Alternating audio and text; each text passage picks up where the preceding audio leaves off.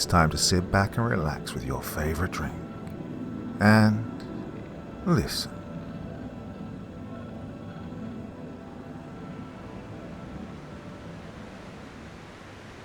The Girl from the Deep by Corpse Child.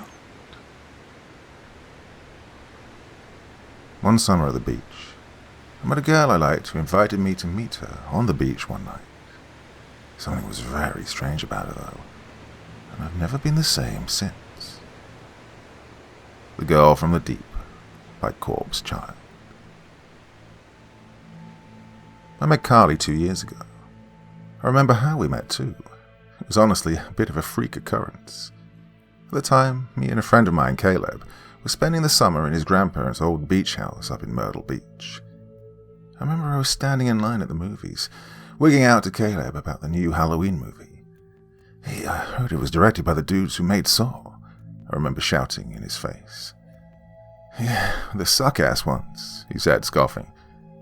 Remember how I was even jumping around like a little kid, hopped up on too much candy. Oh, come on, can't we just watch the new Conjuring movie instead? I remember looking at him like, please tell me that was a bad joke. It was no small secret, I was not a fan of those movies. Oh, really, dude, I chided condescendingly. What? What's wrong with it? It's based on a true story. I made a fake, I'm so scared face.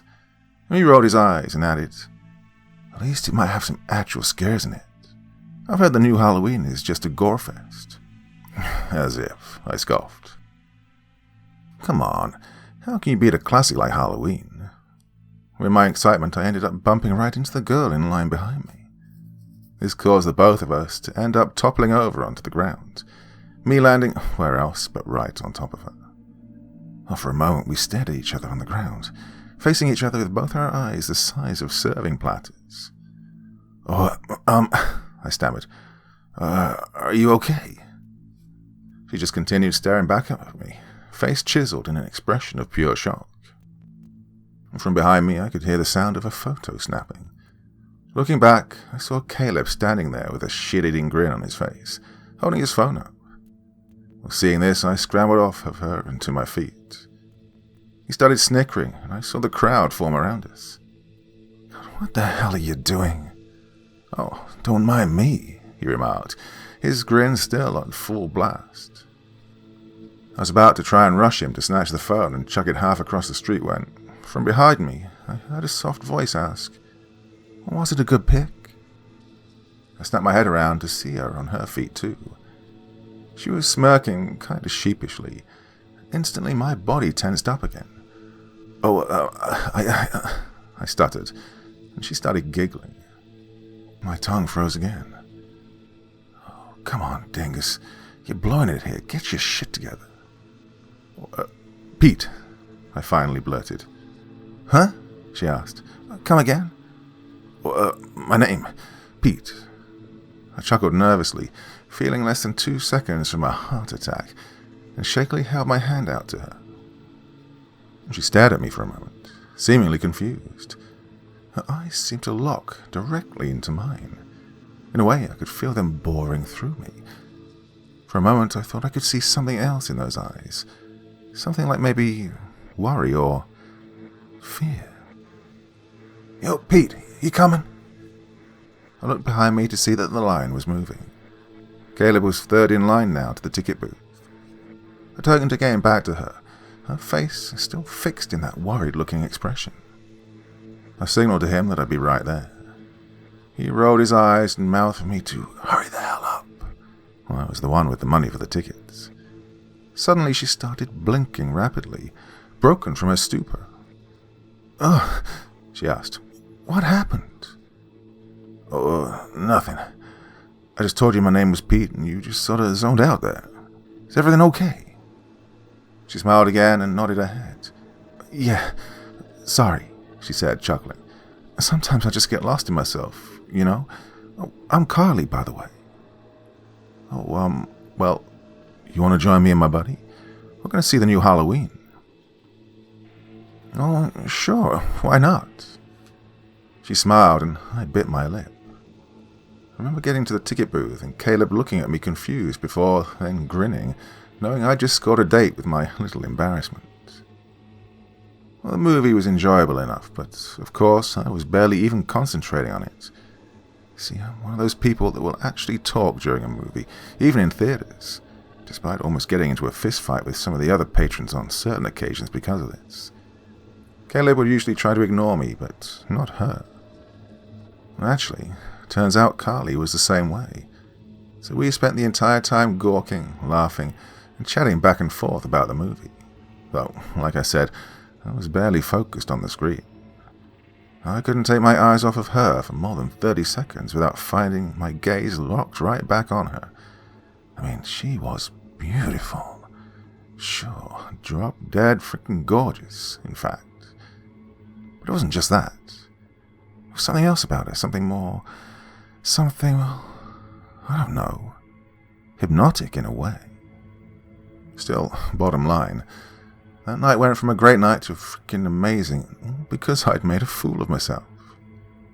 Towards the end of the movie, despite what I just said, somehow I didn't notice she'd laid her head on my shoulder and fallen asleep. When I woke her up, she jolted awake, frightened. "What happened?" she exclaimed, throwing her head left and right. "Whoa, sorry, I didn't mean to scare you. The movie's over, though." She began to relax a little. I could tell she was still tense about something, though. "Hey, is everything okay?" "Oh, yeah. What time is it, though?" I looked at my phone. 12:30. Her eyes bugged out again. "Why? What's wrong?" "Oh, shit, my folks are gonna kill me. I was supposed to be home an hour ago." She started ruffling her hands frantically through her hair. "Hey, it's okay. If you like, I can give you a..." "No," she blurted out, startling me. "I mean, that's not necessary. There's really no trouble," I said, trying to be reassuring, and pretty obviously failing. She shook her head and said, "No, really, it's fine. It's better if I just go ahead and go. I don't live that far away anyway. Plus, I stand a better chance of sneaking by unnoticed if I don't have another person announcing my presence, you know." "Oh, yeah," I conceded. "Well, I had fun tonight." She smiled and said, "Me too." As she was turning to leave, I shot out my hand and shouted, "Hey, wait!" She spun around. I started digging in my pockets, pulling out my ticket stub and pen, and began scrawling my phone number. Yeah, call me sometime. We can maybe hang out again." She giggled before pocketing my number and leaving. And so yeah, that's how all that started. It was only the weekend after that our second date was booked, this time being to the water park. And that's where I learned she actually used to be on a high school swim team, as well as work in summertimes as a lifeguard. Well, I'll say this much, she could swim circles around my ass. Turned out she lived right along the beachfront here in Myrtle Beach. I remember thinking how cool that was. "I'm going to call you Ariel from now on," I joked. Her face seemed to sink at this. "You know, from Little Mermaid." "Oh, yeah, I know what you meant, just... I don't know, I'd really rather not be called that." "Oh," I said, feeling stupid. "Sorry." She shook her head and grinned again. "Don't worry about it. Want to get some ice cream?" I immediately jumped up with a resounding hell yeah. Just like at the movies, the date went awesome too. We spent the entire day splashing around at the water park like little kids. Well, soon 6 o'clock rolled around and it started to get dark. That's when Carly insisted that she leave. "Are you sure? I mean, the park's open for another couple hours." "Yeah, I think it's better I go ahead and head back, though." She winked and added, smiling, "It'd be nice to avoid another incident like last time, right?" "Oh, yeah," I said. "Good point." I sighed, disappointed. I was really hoping to stay until closing. They turned the hot tubs on at 7 up until closing.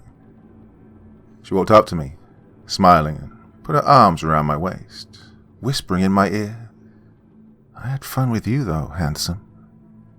Following this, she planted a kiss on my cheek that caused my heart to stop. She then turned and left, leaving me standing there, slack-jawed. That night I was up, tossing and turning. Couldn't help it. I could not stop thinking about her. I kept having this dream where, for some reason, she's standing in front of the ocean, facing me, smiling warmly. She curls her finger, beckoning me forward. I start towards her, compelled by some force, like I'm being pulled by a leash towards her. She backs slowly into the ocean behind her. My own stride quickens. I reach out to her. "Wait," I cry. She continues to be swallowed by the tide. I begin running for her, determined to reach her before she's gone. Just before the ocean swallows her, I leap forward, hurling myself head first like a spear into the water. Instantly, everything around me becomes black. I'm heading downwards, face first, into a black, boundless, fathomless abyss. I hear nothing. My ears feel like they've been stuffed with cotton. My arms and legs feel like feathers on my body. Despite this, my lungs don't burn. In fact, I don't feel my lungs anymore. Instead, I feel a sort of resonance around me, a sort of beating, like from a giant drum, pounding all around me. It gets more and more intense, and I begin to feel sharp pains shooting across the sides of my neck. From below, I see thousands of human-looking figures swimming up from the abyss below. They begin circling around me. My vision becomes blurry, rounded in a way. I look at my hands to see that there's now skin in between each finger, forming webs in between them. I'm shocked, horrified, and yet I'm unable to scream. The people close in around me, and I can see them clearly now. They're tall, green and scaly, with palpitating gills on their necks and webbed hands. Each and every one of them look the same, like the gill man from the creature from the Black Lagoon. One of them, a female, judging from the appearance, or at least the aquatic resemblance, of breasts. I just float, seemingly suspended in place, defying gravity in the dark, murky depths of the ocean. The fish creature's eyes lock onto me. I'm once again spellbound. She puts her webbed hands around my face, puckers her scaly lips, and... Pete! I was instantly pulled out of the dream. I was standing outside on the back deck of the condo we were in my boxers. Oh, how the hell did I get here? Pete, bro, what the heck's going on with you? He asked, sounding more just shocked at the bizarreness of it. First you toss around in the bed, muttering to yourself like a crazy person. Now I found you out here, damn near in the buff. Bro, you been smoking? For a moment, I just stood there. Didn't know how to begin making any kind of excuse. To even do that, I'd have to have understood somewhat what the hell was going on. But I didn't. All I knew at the moment was that one moment I'm sleeping, dreaming about chasing a pretty girl into the ocean. The next, I'm dreaming of being surrounded by fish people and becoming one myself. And now, there I was, out in the open, in my frickin' skivvies. Needless to say, I was far beyond confused. I stuttered. No. He continued looking at me, bewildered. I mean, well, not much, eh? Just to clarify, I don't smoke, drink, or do anything like that. And then again, I didn't typically sleepwalk either, or dream of fish people for that matter. So then, what the hell was going on? In the end, I just copped to the sleepwalking alibi, which I could tell he had a hard time buying. Despite this, probably because it was 3:30 in the morning, he just shook his head and said, screw it, and went back to bed. Just keep it down next time, will you? Oh, yeah, sorry to wake you. But what the hell happened? How did I get here? Then another question popped into my head. How much further would I have gone if Caleb hadn't woken me up? I started thinking about the dream again, standing at the ocean, facing Carly. Was that where I was going? To the ocean? Why? Now, obviously, the simplest explanation to all of that was that I was a love-struck dumbass, and I guess my subconscious was trying to act out my latest wet dream. I mean, this was brought on, or likely was anyway, by Carly kissing me on the cheek. Yeah, that's it. That's all it is. I'm just having a weird dream about a girl and started sleepwalking. With that, I decided to go to bed. But going back to sleep was nigh on impossible. Instead, I spent the remainder of that night watching Netflix on my phone. About 6 o'clock or so, with the sun just starting to peek out above the horizon, I get a call from Carly. Part 2. Hello? I answered, still pretty groggy. I was still tired, even if I couldn't actually sleep. Hey there. Listen, you doing anything big tonight? No, not really. Why? You want to meet up at the beach later on tonight? Yeah, sure. What time? About 6-ish, when the sun starts going down. You're on. I heard a giggle on the other end before saying, Awesome. See you there, handsome. She hung up after that, and then I laid back, smiling, watching the sunrise through the window. Ah, Petey, old boy, you've done it again. All that day I felt as free as the seagulls that were flocking on the beach, scrounging for breadcrumbs. Nothing was going to ruin my day. Well, Caleb noticed this too. What's got you so hyped, huh? I just grinned. Let me guess, it's that one girl, ain't it? Maybe, I replied, not at all subtly. Why? Well, I had to figure it was either that, or you're still tripping ass on whatever it was you were on last night. Well, that made me pause.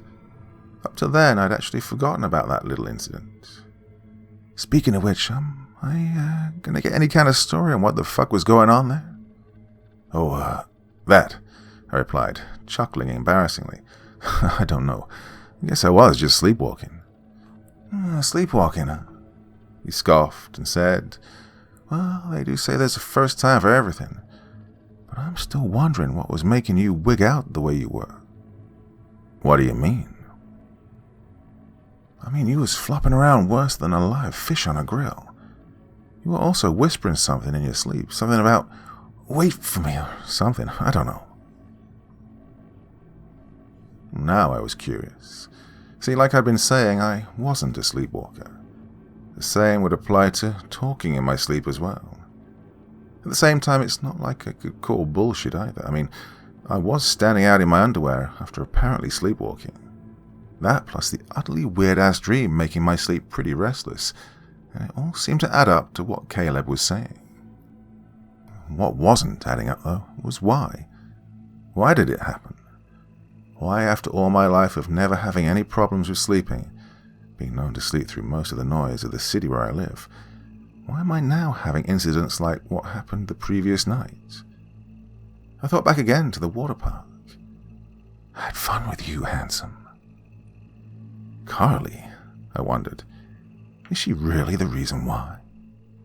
Yes, I know that sounded cheesy enough to make every Hallmark Channel director blush. I mean, well, we'd only just met. But what other explanation was there? Oh, something else, far off in the back of my head, was telling me that there was another aspect of this. That this may not be some love at first sight, destined to be together forever type of deal here. But then, what is it exactly? I decided then that I'd ask Carly when I saw her that evening. How that'd help, I wasn't sure, but the way I figured, it's the only way I was going to get some kind of answer. So the day passed with me and Caleb just screwing around at the boardwalk. I had fun, of course, but at the same time I just couldn't help but think about the ocean, about Carly. Couldn't really explain it, but I was itching to go to the beach right then and there. Oh, well, actually it was more than that. I felt compelled, summoned to the beach somehow. Not only this, but my entire body felt hot as well. My insides felt like they were cooking inside my skin. I had to get out of my clothes. They were too hot. My mouth was dry. I needed water. I needed the ocean. Yo, Pete, I heard a voice shouting behind me. What the hell are you doing? I snapped back around to see Caleb standing in line for the ice cream stand, looking confused at me. Looking down, I saw that I was, right there in the open, stripped buck ass nude. I could see a crowd gathering around. I froze up. I stammered. Dude, put your freaking clothes back on. Quick as I could, I scrambled to put my jeans back on before me and Caleb scurried out of the boardwalk and back to the condo. We made it back, after slamming and locking the door, making sure the cops weren't on their way. He instantly started pressing me as to what had just happened. I don't know. I swear to God. Look, he said, exasperated. I need you to be straight with me, okay? Are you high right now? Are you stashing any drugs around here? What's gotten into you? Because you're really starting to freak me out a bit here. I shook my head. I'm telling you, I don't know. I'm not high. I just don't know what happened. Okay. Well, can you at least tell me what was going through your head when you decided to just up and present yourself for God and the world to see? I don't know. I felt hot, like I was in an oven. I felt like I was wanting to get out of my skin. I remember wanting to go to the ocean really badly for some reason, like I was being, I don't know, called to it. He stood, blinking at me in confusion. That's all I remember. I'm serious, though, I'm not high. He rubbed his eyes. He was just as lost as I was, if not understandably more so. So, let me get this straight here, he said, sighing. You're feeling called to the ocean, and you feel like your skin's too hot, which then makes you wander off and strip out in the open. Well, twice now. All of this, and you're not high. My face fell into my hands. Despite that being exactly what happened, how could I make him understand that? Hell, how was I supposed to make myself understand that? Oh, frick. I don't know, man. I cried through my palms. He sighed and said, Look, bro, we've been buds since high school, okay? You know you can tell me shit. I got your back. Just tell me what's going on. I don't know, I exclaimed. How many times do I have to say it? I don't know. Ever since last night, after Carly left the water park. He interrupted, a grin parting from the corner of his lip. So that's what this is all about. Why didn't you just say that in the beginning? Say what? That little girl's got you by the balls. He threw his head back then and cackled, but I wasn't amused by this. What are you talking about? Come on, dude. Ever since you bowled her over at the movies, you've been going nuts about her. Now, after seeing her at the water park, all dolled up in a swimsuit, well, you're freaking whipped. He chuckled again. Whatever, man. Screw this, he said, getting up and stomping towards the door. I felt his hand grab my shoulder, stopping me. Oh, where the hell do you think you're going? Out, I snapped, agitated at his snide remarks. As well as this, I started feeling hot again, stuffy, really hard to breathe. He started rapping his knuckles on my forehead. Hello? Anyone home?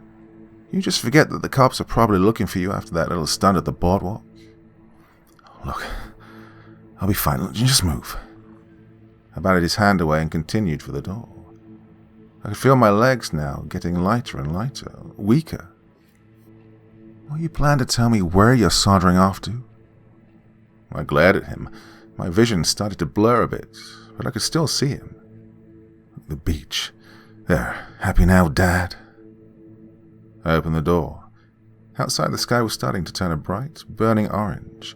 The sun was going down. God, I have to go to Carly. I have to get to the ocean. My vision blurred more and more now. My head began to spin. God, I felt so hot, so dry, I was burning up. I had to get to the ocean, quick.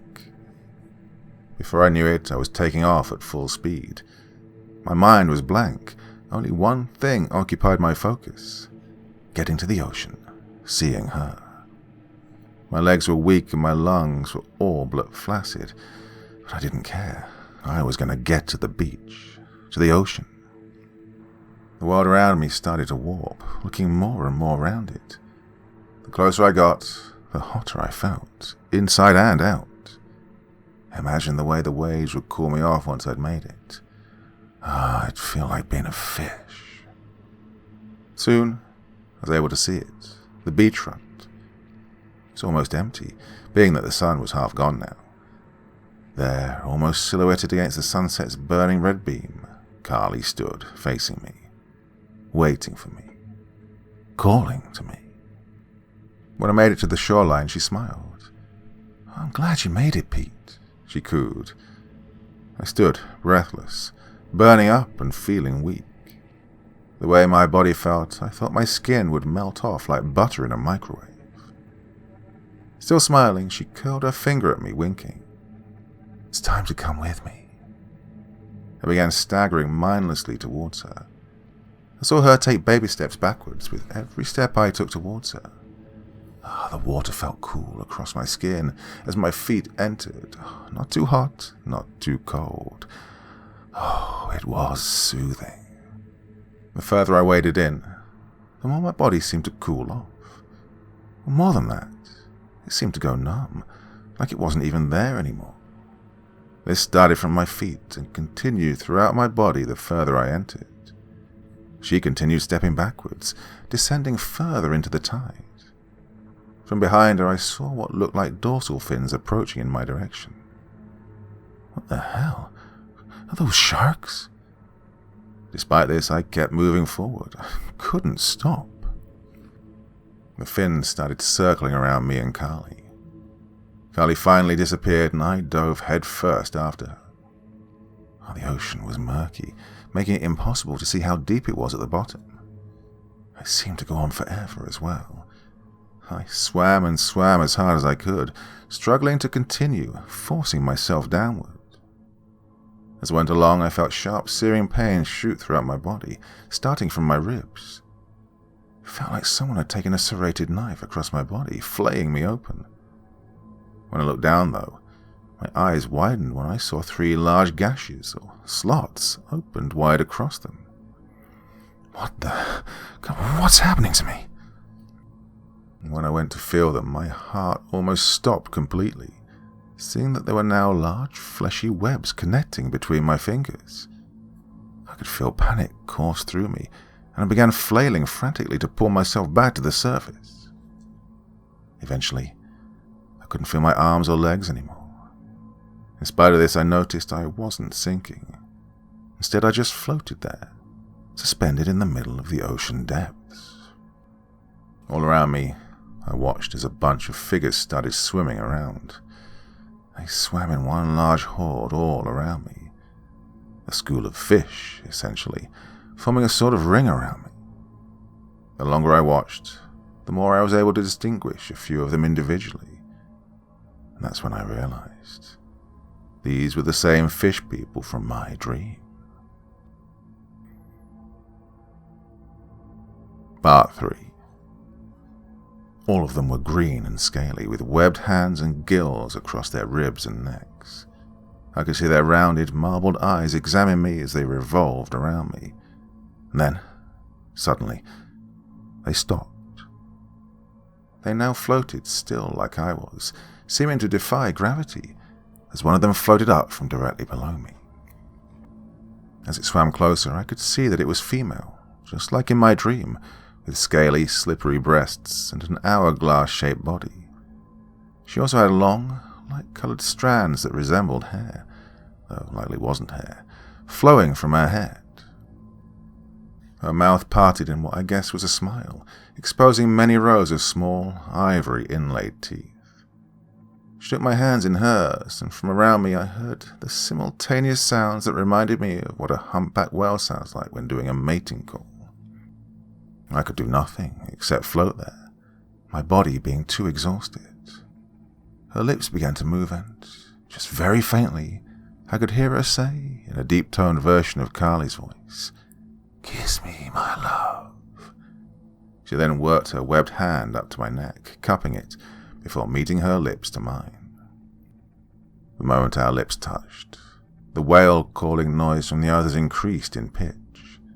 Her lips stayed stuck to mine for almost a full minute, when, from the corner of my eye, I noticed the others begin to disperse and start swimming around frantically, the way bees do when the hive is disturbed. She pulled away and looked behind me, opening her mouth and letting out a heart-stopping shriek. When I looked behind me to see what the commotion was about, my own jaw dropped. It was Caleb, swimming head-first straight for me. A relief flowed through me. Oh God, I'm saved. He'll be able to get me out. My relief was cut off, however, as I watched them begin to swarm around him. He struggled furiously, viciously punching and kicking at his assailants, but it did him no favors. They were all too quick to sink their piranha-like teeth into his flesh and have at him. Some of them grabbed at his flailing limbs and began pulling, causing them to start ripping from his body. I could see a cloud of red spread across the murky water. Caleb's eyes were wide with horror, his face twisted with excruciating pain as they continued to maul him. I finally managed to break from my early state of entropy, and I darted through the water to try and get him away from them. I was stopped, however, when the fishwoman tightly grasped my ankle. She pulled me back to her, embraced me, and said, "Stay with me, handsome. We'll never die. We'll always be together down here." She moved in to kiss me once again when I shoved her away. For a second she was still, her rounded eyes somehow opened wider in shock before she let out another shriek and darted through the water towards me. With quicker reflex than I ever thought possible, I dodged her just as she would have seized me. I was then able to grab her and sink my own teeth, now serrated like hers and the others, into her neck. She let out a series of sharp screams that echoed throughout the abyss around us as she squirmed against me. With a single jerk of my head, I tore a chunk from her scaly neck the size of my palm. Her body almost immediately relaxed, and I let go of her. She fell slowly to the dark, boundless depths below. When I looked up, I saw the others staring back at me, horrified and disgusted. Having all but devoured Caleb by that point, I could tell that I was now their second course after what I'd just done. Thinking quickly, I took off, shooting straight up through the water. I didn't dare chance a look behind me. I didn't need to, their enraged shrieks signaling to me that they were gaining on me, and fast. I focused solely on the surface of the ocean, and soon I was able to see it, the surface. With one final push, I did it. I broke the surface, and from there I quickly scrambled back to the shore before collapsing, exhausted once again. It was at least a good 10 or 15 minutes that I just laid there, completely spent both physically and mentally. It was sort of a slow digression, the thoughts and emotions I felt next. Starting with relief. I'd made it out. Not only that, but my body looked normal again, looking like regular human flesh rather than of fish like it was earlier. Then came complete confusion. What was that? I mean, what the fuck just happened there? What was happening to me? This was then replaced by grief over Caleb. My friend, who'd always had my back since high school, who tried to save me from whatever the fuck that was in the ocean, was now fish food. Finally, this was capped off with a sense of raw terror. God, they're after me now, aren't they? I knew they wanted to kill me for what I'd done down there. I'd seemingly betrayed them and murdered one of their own, and for that they wouldn't forgive me. I was able to stumble my way back to the condo, where I immediately began packing everything of mine that I could find. I'd likely forgotten a few things looking back, but I couldn't have cared less. I just wanted to get the hell out of Dodge the first chance I could. By sunrise, I was on the highway, heading out of Myrtle Beach. I haven't gone back there since. Never want to. They're still there, I just know it. Somewhere deep beneath the ocean, far further down than most will ever see. They're still there, waiting, longing for me to return so they can finish me. And they'll never stop, for they don't die like the rest of us. Now, though, I suppose, neither do I. I still don't know exactly how my body became the way it is, but I'm willing to bet it had something to do with Carly. How and or why, though, I don't think I'll ever be able to tell you. All I can say is, I'm scared. I don't want to go back, but it's getting harder and harder to resist. My body feels so hot all the time, and I can't physically exert myself much at all anymore without feeling breathless and weak. For the past 2 years now, I've shut myself away in my house, living as a hermit essentially. I've managed to get by so far by making money working from home on my computer, along with living off of delivery pizza and takeout. But I'm worried it won't last much longer. Even as I write this, my body feels so hot, and I grow weak, barely able to even stay conscious enough to type. It's the ocean. I can feel it. It's calling me to it, and I don't want to go.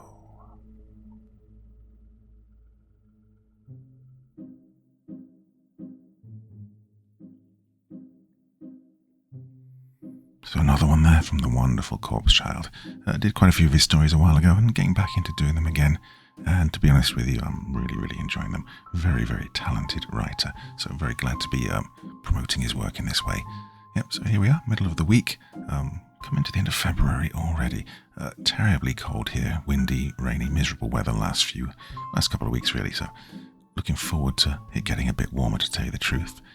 Finally getting over the illness, and I keep saying that at the end of recent videos, but yeah, finally it seems to be getting better. It's taken a long, long time, to be honest with you, but getting there now, so a lot of longer stories will be coming in the coming weeks. He says, promising again. Well, my dear friends, that is enough for this evening though, so until the next time, very, very sweet dreams, and bye-bye.